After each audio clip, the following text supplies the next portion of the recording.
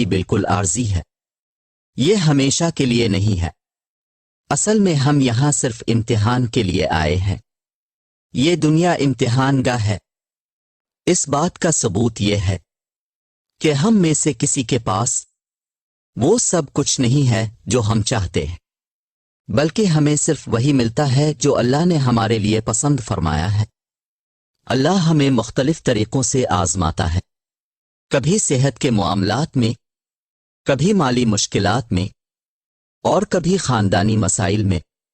ہر بار آزمائش مختلف ہوتی ہے۔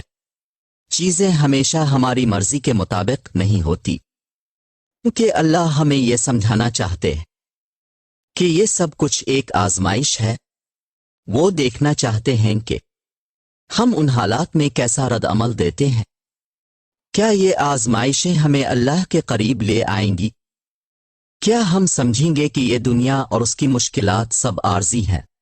ہم نے دیکھا ہے کہ جو لوگ آج بہت اداس ہیں، کسی اچھی خبر کے ملنے پر وہ فوراً دنیا کا سب سے خوشحال انسان بن جاتا ہے، اور کبھی کبھار اس کے برعکس بھی ہوتا ہے۔ ہم نے یہ سب کچھ ہوتے ہوئے دیکھا ہے۔ یہ سب اللہ کی طرف سے ہے۔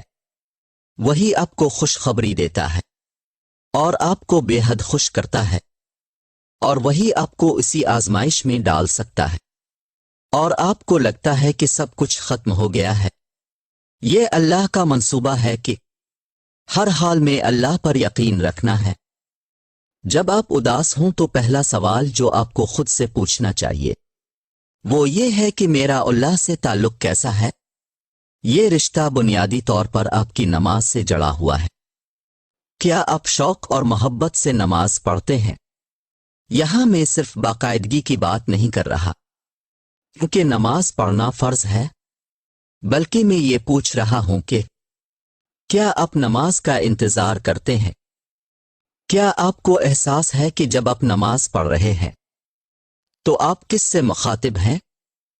جب آپ 5 وقت کی نماز ادا کرتے ہیں تو ایک لمحے کے لیے رک کر سوچیں کہ آپ کیا کر رہے ہیں۔ یہ سوچ آپ کی اداسی کو ختم کر دے گی، بس یہ سمجھنے سے کہ آپ اپنا سر اللہ کے سامنے جھکا رہے ہیں۔ وہی اللہ جس نے آپ کو پیدا کیا، جو آپ کی خوشی کا مالک ہے۔ ایک دن میری بھی آنکھیں بند ہو جائیں گی جیسے اور لوگوں کی ہو چکی ہیں، اور اس وقت میں بھی اسی اللہ کے پاس واپس جاؤں گا جس کے لیے میں نے ابھی سجدہ کیا ہے۔ یہ ایک بہت طاقتور احساس ہے۔ اگر میں اس پر غور کروں تو یہ احساس اکیلا ہی میری اداسی کو ختم کرنے میں مدد کر سکتا ہے، کیونکہ چاہے زندگی میں ہر چیز آپ کی مرضی کے خلاف ہو رہی ہو، آپ کو یقین ہوتا ہے کہ سب کچھ اللہ کے منصوبے کے مطابق ہو رہا ہے۔ کوئی اور آپ کی زندگی کا منصوبہ نہیں بناتا، سب کچھ اللہ کے ہاتھ میں ہے۔ تو پھر آپ خوشی سے کہہ سکتے ہیں، یا اللہ، اگر یہ آپ کا منصوبہ ہے تو اسے میرے لیے آسان بنا دے۔ ہم اللہ کے فیصلے کے خلاف نہیں جا سکتے، لیکن ہم اس سے دعا کر سکتے ہیں۔ حتیٰ کہ رسول اللہ کو بھی فرمایا گیا کہ آپ غم نہ کریں۔ میں آپ کو ایک آیت کا حصہ سناتا ہوں۔ رسول، جو لوگ کفر کرتے ہیں ان کی باتوں سے اپنے آپ کو غمگین نہ کریں۔ اللہ رسول اللہ سے کہہ رہے ہیں کہ ان کی باتیں آپ کو افسردہ نہ کریں۔ لوگ آپ کے خلاف باتیں کریں گے۔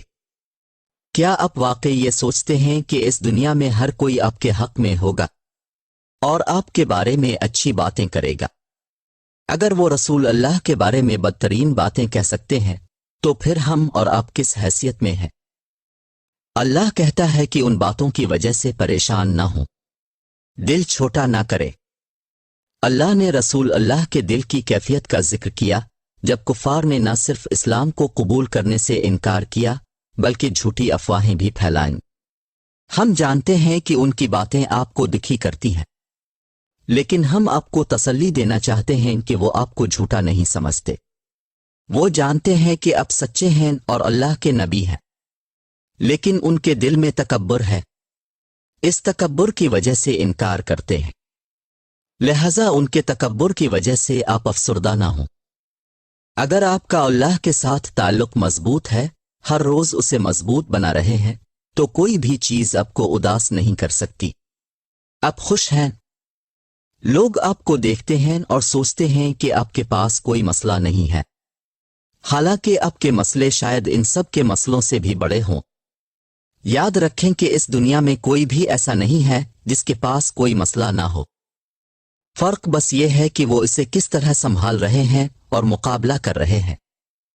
آپ سمجھتے ہیں کہ آپ کے مسئلے بڑے ہیں، واللہ ایسے لوگ ہیں جو آپ کے قریب بیٹھے ہیں اسی مسجد میں، اور ان کے پاس شاید آپ کے مسائل سے 100 گنا زیادہ بڑے مسائل ہیں، لیکن آپ کو اس کا احساس نہیں ہوتا۔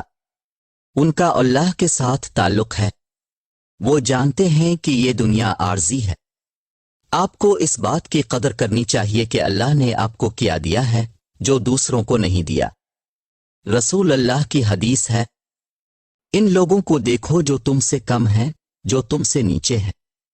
یہ زندگی عارضی ہے، دن ہمیشہ ایک جیسے نہیں رہتے، رات کے بعد دن آتا ہے اور دن کے بعد رات۔ یاد رکھیں کہ اللہ کا منصوبہ ہے۔ ہم میں سے بہت سے لوگ کسی عارضی چیز کے نقصان کی وجہ سے اداس ہوتے ہیں۔ اپنے دولت کھو دی، ہر کسی نے کبھی نہ کبھی دولت کھوئی ہے۔ یہاں موجود کوئی بھی شخص ایسا نہیں ہے جس نے کسی نقصان کا سامنا نہ کیا ہو۔ ہر کسی نے نقصان برداشت کیا ہے اور ہر کسی نے اس کا مختلف طریقے سے سامنا کیا ہے۔ اللہ آپ کو آپ کے ایمان کے مطابق آزماتا ہے۔ حدیث میں آیا ہے، اللہ آپ کو اس قدر آزماتا ہے جتنی وہ آپ سے محبت کرتا ہے۔ جب وہ آپ سے زیادہ محبت کرتا ہے تو وہ آپ کو زیادہ آزماتا ہے۔ یہ حدیث اس لیے ہے کیونکہ جب آپ کو کوئی مسئلہ مشکل پیش آتا ہے تو یہ انسانی فطرت ہے کہ آپ حل تلاش کرنے لگتے ہیں۔ ایک مومن اللہ کے قریب ہو کر حل تلاش کرے گا، لہذا جب اللہ چاہتا ہے کہ آپ اس کے بہت قریب ہو جائیں تو وہ آپ کو ایک بڑا مسئلہ دیتا ہے، کیونکہ اسے معلوم ہوتا ہے کہ اگر آپ کی زندگی میں یہ بڑا مسئلہ نہ ہوتا تو آپ اللہ کو پکارتے بھی نہیں۔ اسی لیے اللہ فرماتا ہے کہ ان لوگوں کے بارے میں سوچو جن کے پاس کم ہے، تاکہ آپ کو اس چیز کی قدر ہو جو آپ کے پاس ہے۔ غم نہ کریں، یہ دن مستقل نہیں ہے، یہ عارضی ہے۔ پریشان ہونے کا واحد وقت وہ ہے جب آپ اللہ سے دور ہو جائیں۔ بہت سے لوگ اسی وجہ سے اداس ہوتے ہیں اور ڈپریشن کا شکار ہو جاتے ہیں کیونکہ ان کی زندگی گناہوں سے بھری ہوتی ہے۔ جب آپ اللہ سے دور ہوتے ہیں تو اداسی زندگی کا ایک حصہ بن جاتی ہے۔ اگر آپ پریشانیوں سے لڑنا چاہتے ہیں تو اللہ کی طرف واپس آ جائیے۔ اللہ تمہارا انتظار کر رہا ہے۔ اللہ بہت خوش ہوتا ہے جب تم اللہ کی طرف رجوع کرتے ہو، اور اگر اللہ خوش ہے تو وہ ضرور تمہیں خوش کرے گا۔ جب ابو بکر صدیق رضی اللہ عنہ رسول اللہ کے ساتھ غار میں تھے اور وہ کچھ افسردہ تھے تو رسول اللہ نے ان آیات کی تلاوت کی جو ان پر نازل ہوئی تھیں۔ غمگین نہ ہو، اللہ ہمارے ساتھ ہے۔ جب آپ کو یقین ہو کہ اللہ آپ کے ساتھ ہے تو آپ کیسے غمگین ہو سکتے ہیں؟ جب آپ کو یقین ہو کہ اللہ ہمیشہ آپ کے ساتھ ہے تو آپ کیسے دل گرفتہ ہو سکتے ہیں؟ چاہے لوگ کچھ بھی کرنے کی کوشش کریں، وہ صرف اللہ کی اجازت سے ہی کامیاب ہو سکتے ہیں۔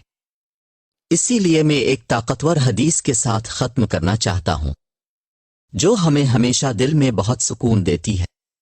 رسول اللہ نے فرمایا، ایک مومن کا معاملہ بھی عجیب ہے، کیونکہ جو بھی ہو وہ اس کے لیے بہتر ہی ہوتا ہے۔ اگر کوئی اچھا واقعہ ہوتا ہے تو مومن شکر کرتا ہے اور یہ اس کے حق میں بہتر ہوتا ہے، اور اگر کوئی بری چیز ہوتی ہے تو وہ صبر کرتا ہے اور یہ بھی اس کے لیے بہتر ہوتا ہے، جس میں آتا ہے کہ آسانیوں کے دنوں میں اللہ سے قریب ہو جاؤ، کیونکہ جب مشکل وقت آئے گا تو اللہ تمہارے بہت قریب ہوگا، تمہیں کوئی مشکل محسوس نہیں ہوگی اور تم آگے بڑھتے رہو گے۔